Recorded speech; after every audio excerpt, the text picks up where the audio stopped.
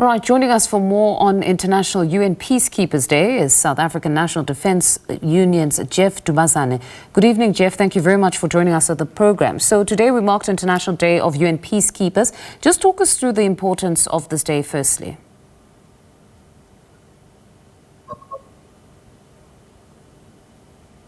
Good evening, Jeff. I don't know if you can hear me. Yes, I can. Oh, wonderful. Just talk us through the significance of this day, that is the International Day of UN Peacekeepers. Look, it's a very much important day for the whole world, for that matter. Guns, have been being fired left and right throughout the whole world, and as a result, it is much important that, this decade, guns are silenced completely.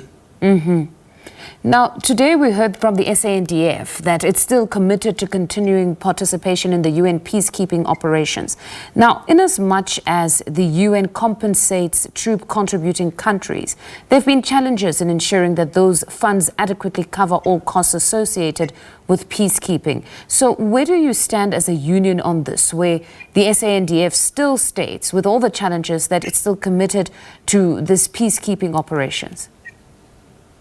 It wouldn't be wise, for us if to commit currently, especially with what happened in the DRC.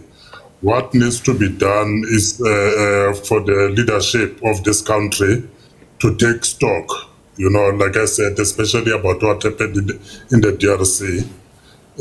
Everyone knows, every politician in parliament knows.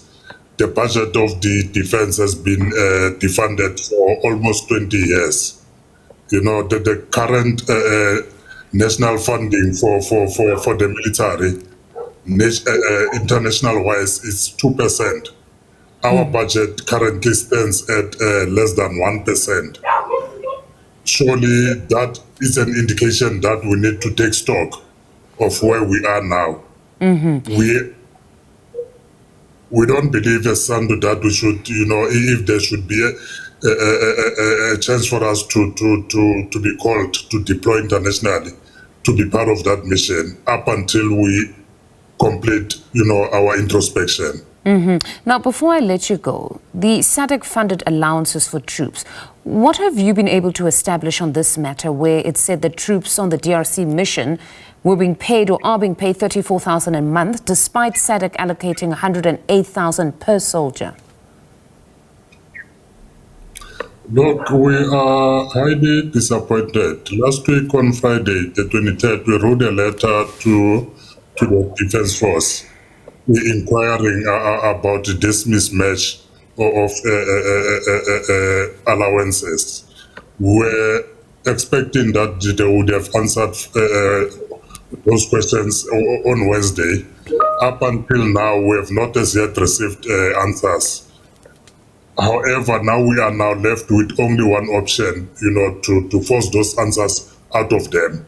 Because if we then establish that it is true that our soldiers are underpaid, surely whatever underpaid, the difference is supposed to be given to those soldiers.